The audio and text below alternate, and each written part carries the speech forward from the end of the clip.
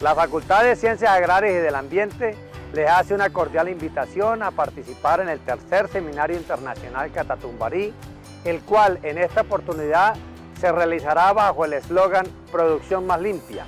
Este importante espacio se desarrollará de manera virtual del 13 al 15 de octubre del presente año y contará con la participación de ponentes y conferencistas de Colombia, Argentina, México, Italia y Estados Unidos. No te quedes sin participar.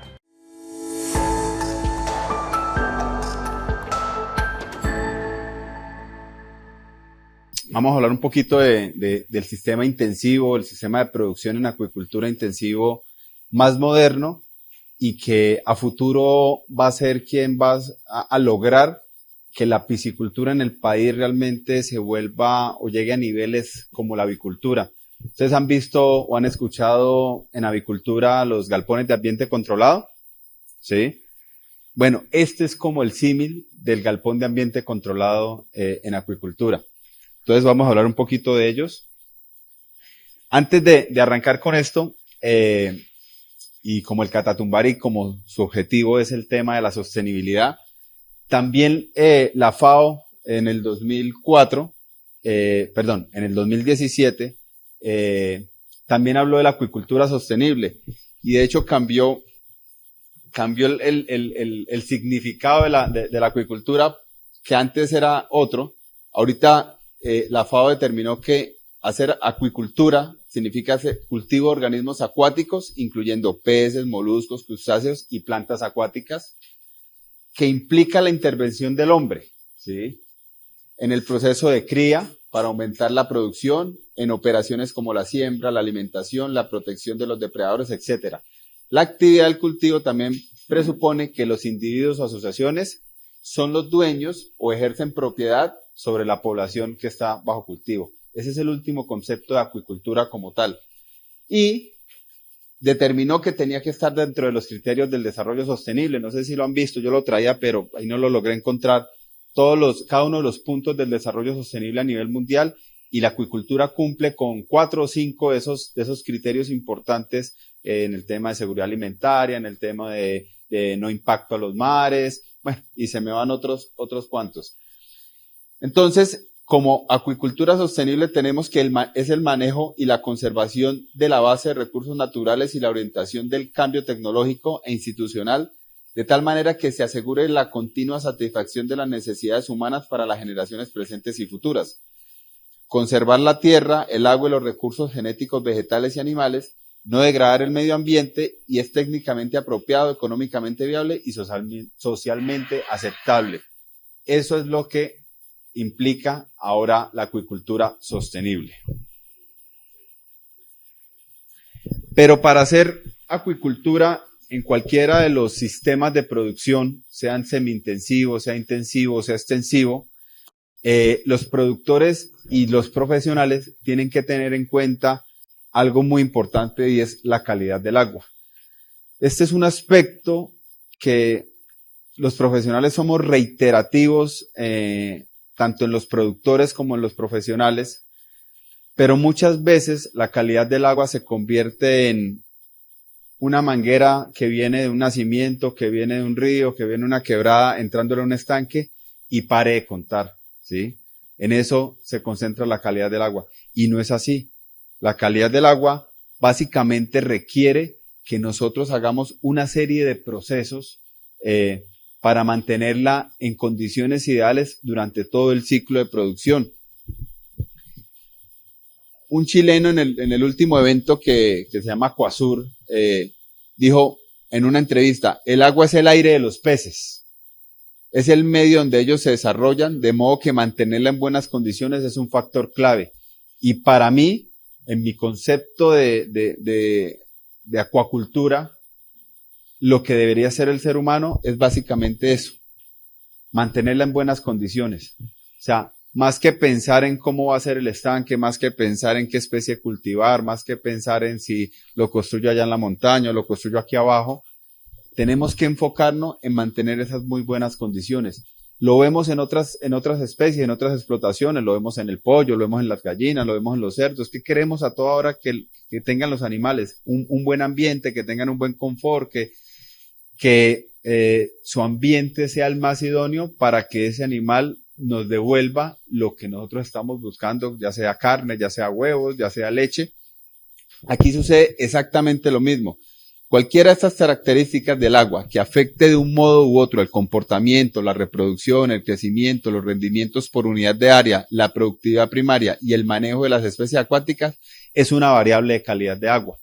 Entonces, ese es el entorno, esa es la casa de los peces. Tenemos que buscar y procurar siempre mantener las condiciones ideales. Les traje aquí es una ecuación, ¿sí?, que muy poca gente conoce, y es la que me dice cuánto es la demanda de oxígeno del alimento. Y es una manera fácil de uno determinar si el estanque donde yo tengo los peces, el oxígeno que el agua contiene o el oxígeno que está disuelto en el agua es suficiente para esa biomasa. Y ahí está la ecuación, pero se las muestro aquí en el último artículo que escribió el doctor Claude Bowie en el 2017, donde determinó la eficiencia de la conversión. ¿Sabe cuál es la eficiencia de la conversión? Porque una cosa es la conversión alimenticia, ¿cierto? Todos la conocemos, pero la eficiencia de la conversión es el porcentaje en el que participa la alimentación en ese costo de producción. En los peces vamos del 60, 65 y cuando le damos muy mal manejo el 70%. Entonces, o 0.57 o 0.83 en este caso porque lo tomamos en números enteros y no en porcentaje. Para la tilapia, ¿sí?, la eficiencia de la conversión en este caso es 0.57 y la conversión promedio a nivel mundial está en 1.7. Quiere decir que por cada tonelada de alimento, el consumo en kilogramos de oxígeno, ¿sí?, o sea, la demanda de oxígeno de alimento es de 1.02, ¿sí? Por cada tonelada de alimento que yo pongo en el agua, el estanque se está consumiendo 1.02 kilos de oxígeno. Y por cada tonelada de carne que yo estoy sacando de ese cuerpo de agua, me estoy consumiendo 1.73 kilos de oxígeno, ¿sí?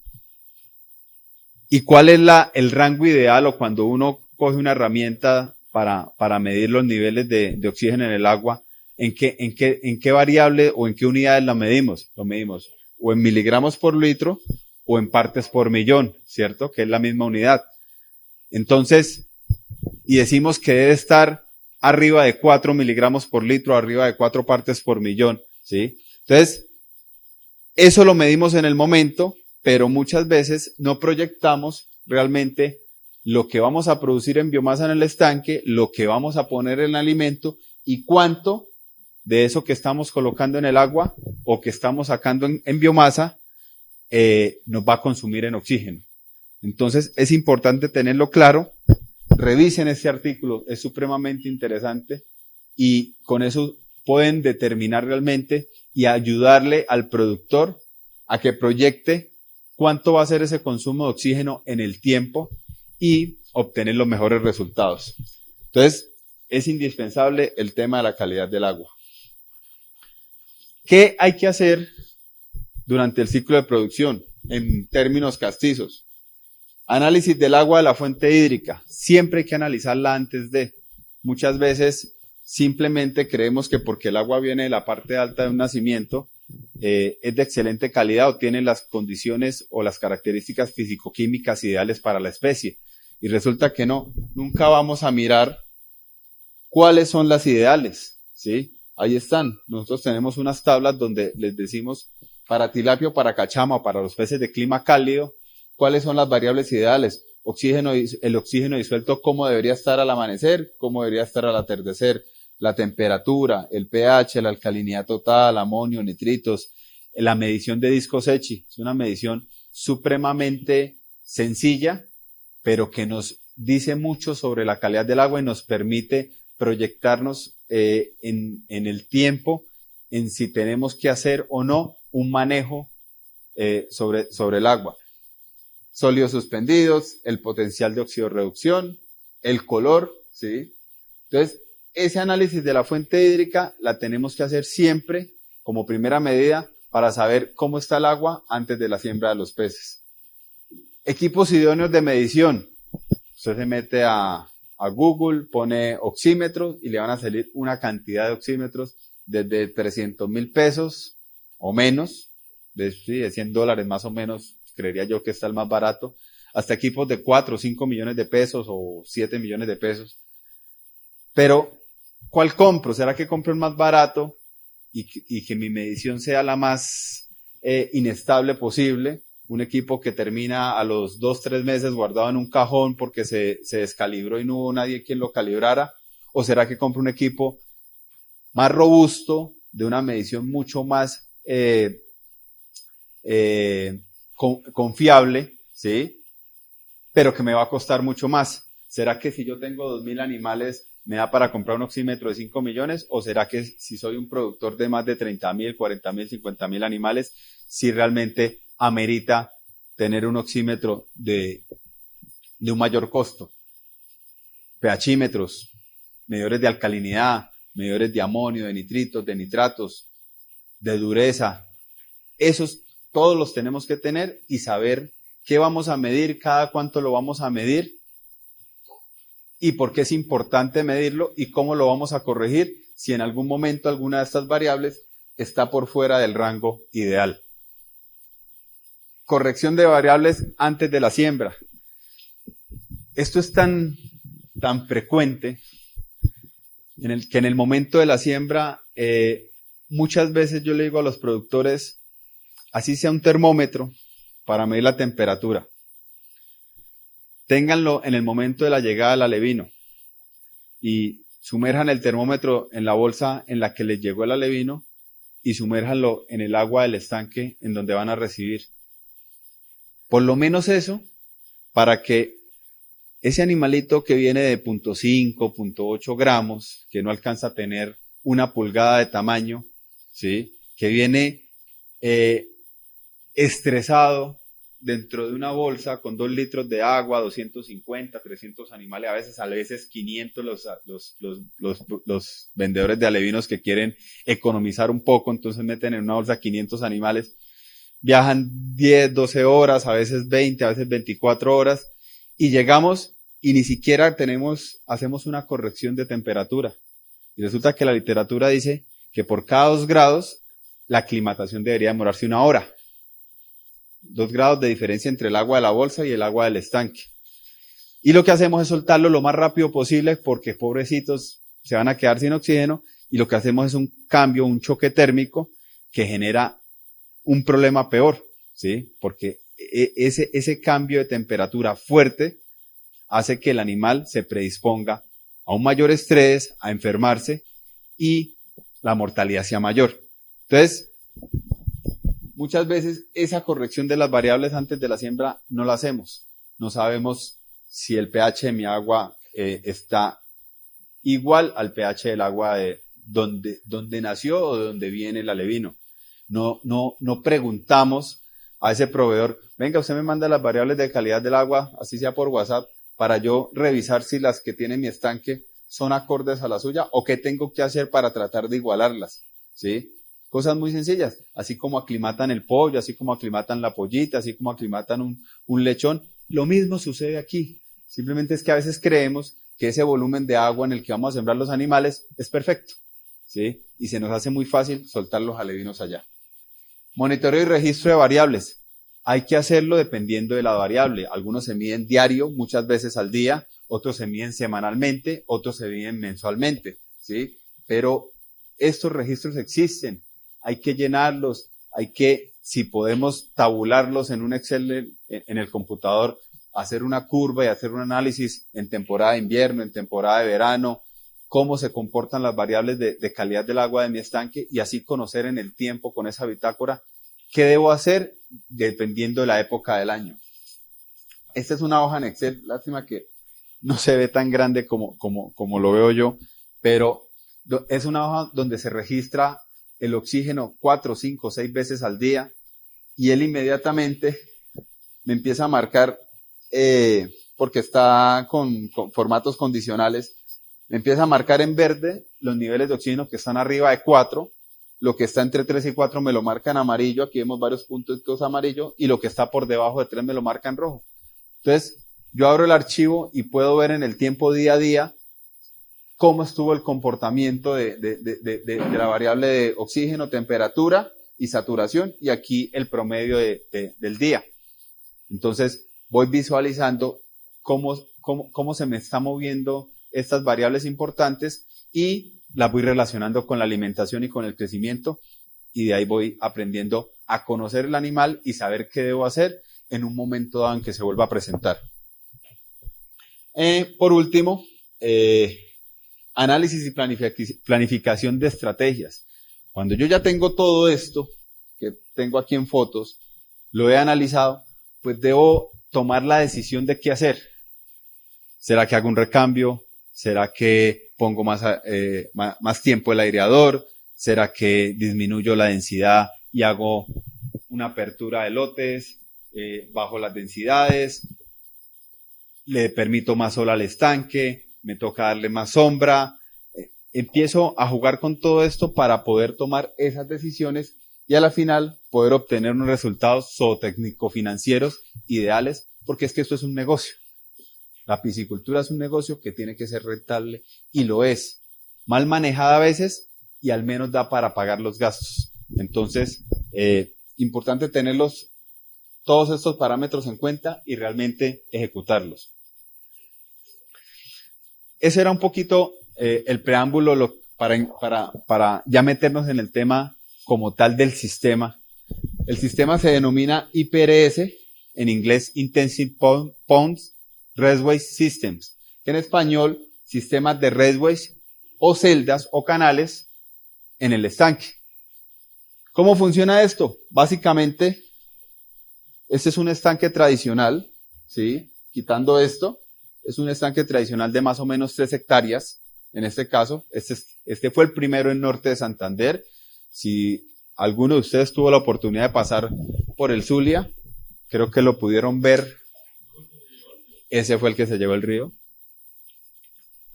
Ya se reconstruyó, pero ese fue antes del llenado.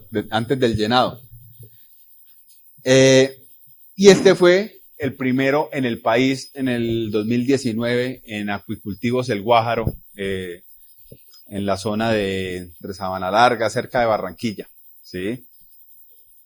Y así se ve ya, este también es en El Guájaro, pero no es el primer sistema, ya es el segundo que ellos implementaron. Ellos ya, a partir de este piloto, ya llevan ya 3 sistemas más, ya ahorita vamos a hablar un poquito de eso. Pero básicamente, esto es lo que es el IPRS. Ya vamos a ver un poquito más específico de él, cómo funciona. ¿Cuáles son sus ventajas? Reduce los costos por unidad de peso ganado, ¿sí? Porque realmente podemos producir a unas densidades mucho más altas. Les decía hace un rato que este es el sistema de ambiente controlado o el galpón de ambiente controlado de la piscicultura, y nosotros aquí podemos trabajar con 50 kilos de carne por metro. Eso no lo hace una geomembrana en Biofloc. No alcanzan a llegar a los 25 kilos de carne por metro. Aquí estamos hablando de 50 en el peor escenario. Tenemos en el mundo, este sistema hace alrededor de unos 15, 20 años se viene implementando en el mundo. La China a hoy ya tiene alrededor de unas 7.000, 8.000 celdas. La mayoría de los productores de la China que tenían sistemas tradicionales de estanques en tierra, sacaron su cosecha, implementaron sus celdas e empezaron a producir bajo la técnica o bajo la modalidad del IPRS. Con esto lograron aumentar la producción entre un 20 y un 30% con la misma agua que venían manejando, con la misma mano de obra, reduciendo los costos lógicamente. Entonces, por unidad de peso, Por eso es que hablamos de que se reducen los costos. Mejor control sobre el inventario. La depredación aquí es mucho menor. Ustedes saben más o menos cuánto es la sobrevivencia en acuicultura o en piscicultura en el país en este momento, después de la llegada del virus de la tilapia. Más o menos estamos hablando que la sobrevivencia es del 60%, o sea, entre la mortalidad y la depredación se está perdiendo el 40% de los animales, y eso es un valor bastante alto, ¿sí? En este sistema, como lo vieron anteriormente, y me regreso un poquito, como vieron que estos son paredes de cemento con unas mallas en el comienzo y en el final de la celda, pues la posibilidad de que lleguen depredadores ahí es mucho menor. Y como la calidad del agua es más ideal que en otros sistemas, pues básicamente el animal tiene una mejor salud y la predisposición a las enfermedades hasta el momento no ha sido tan alta. Reducción del uso de la energía por unidad producida. Resulta que una celda de estas, con 50 kilos como mínimo por metro, lo mueven 2 caballos en la celda y 2 caballos fuera del estanque. Y ahorita les voy a explicar el por qué. Afuera de la celda, perdón. Entonces, los costos frente a otro sistema de producción, o sea, los caballos por hectárea al año, es mucho menor, ¿sí? Y como la producción por metro es mucho más alta, realmente el impacto que tiene la energía aquí en el costo de 1 kilo disminuye bastante. Aunque es más energía la que me gasto, esa energía se diluye en las altas producciones que genera acá el cuerpo de agua. Reducción en los costos de mano de obra por unidad. Resulta que en este que hablábamos ahorita, que se construyó allí en el Zulia, era de 6 celdas, o es de 6 celdas. Cada celda puede, digamos, en promedio puede manejar 30.000 animales por ciclo. Logra hacer 3 ciclos al año. Estamos hablando de 90.000 animales por 6 celdas. ¿Cuánto es?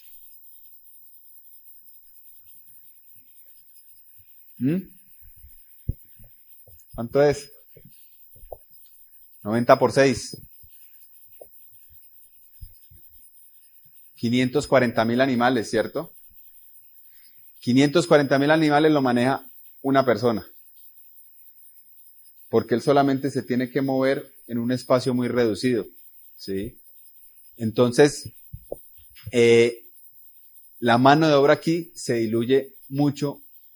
Las celdas tienen apenas 5 metros de ancho. La pesca perfectamente la hacen 2 personas, mientras que pescar en un estanque de 3 hectáreas como esto, si no estuviera la celda, ¿cuántas personas tendrían que estar atravesando un chinchorro para hacer un barrido del estanque?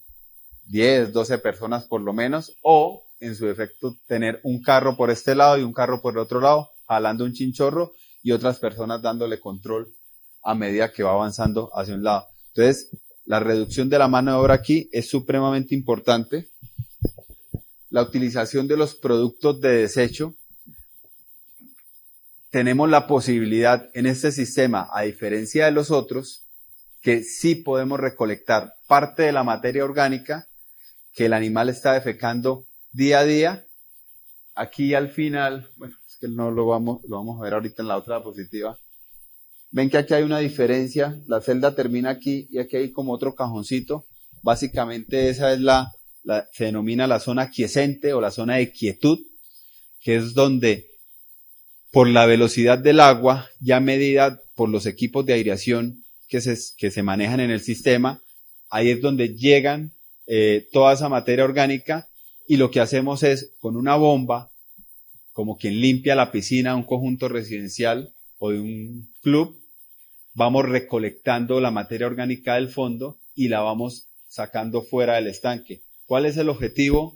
Y esta es la esencia o la parte más importante del sistema, y es que podemos sacar del agua todos esos coloides o toda esa materia orgánica gruesa y fina que vamos a encontrar en el agua, vamos a sacar gran parte de esa materia orgánica gruesa, y así evitamos que el resto del agua que está alrededor del sistema colapse, que haga un proceso natural de nitrificación, o sea, que ese nitrógeno que está liberando el animal en la materia orgánica, que empieza su proceso en forma de amonio, rápidamente pase a nitrato, y cuando el agua vuelva a llegar a la celda, ya esté en forma de nitrato y no haya una contaminación, o los animales no sufran en el sistema. Ya vamos a mirar un poquito cómo es el funcionamiento. Y mejora las problemáticas de métodos de cosecha. Ya lo hablaba ahorita y lo mencionaba. Aquí la cosecha realmente es muy, muy sencilla. Si tengo la oportunidad y me abre, les voy a mostrar ahorita al final un video de cómo están cosechando ahorita, donde 2 personas están metidas y con simplemente un brazo mecánico meten una naza que puede cargar 100, 200 kilos y va sacando cada nazada, y ya no es llevar al hombro el producto, ya no es meterlo en costales. Todo esto también va a garantizar una mejor calidad de la carne. Aquí podemos ver, este es el de Cúcuta, fue el primer traslado que se hizo, 28.000 animales, 28.000 tilapias. Y estas son las mallas que están bajo el agua en la celda. Entonces, básicamente esto es, ¿sí? Esta es la celda, 5 metros por 22 metros, más una zona de 3 metros, que es la zona quiescente o la zona de quietud.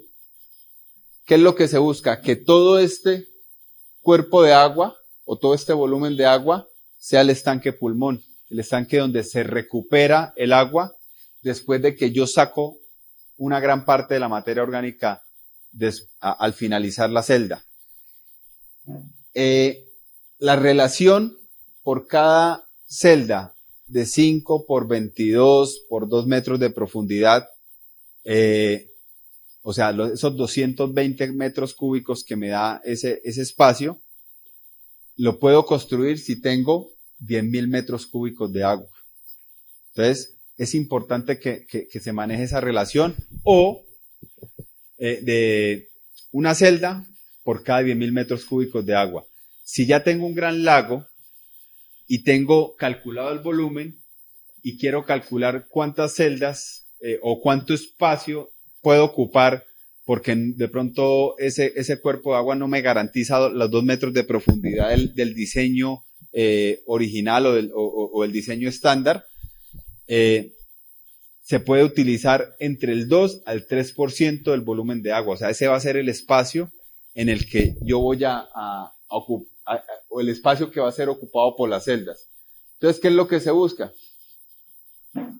Al comienzo de la celda va a haber un movedor de agua, que no es nada más que un blower con unas parrillas con manguera polidifusora. No sé si la conoce, una manguera negra con una línea azul que tiene muchos poros, hagan de cuenta como las piedritas que se meten en los acuarios, y ella lo que va a hacer es la fuerza del aire casi que succionar el agua, hacer el efecto airlift y empujar a través de la celda el agua más o menos a una velocidad de 1 metro cúbico por segundo.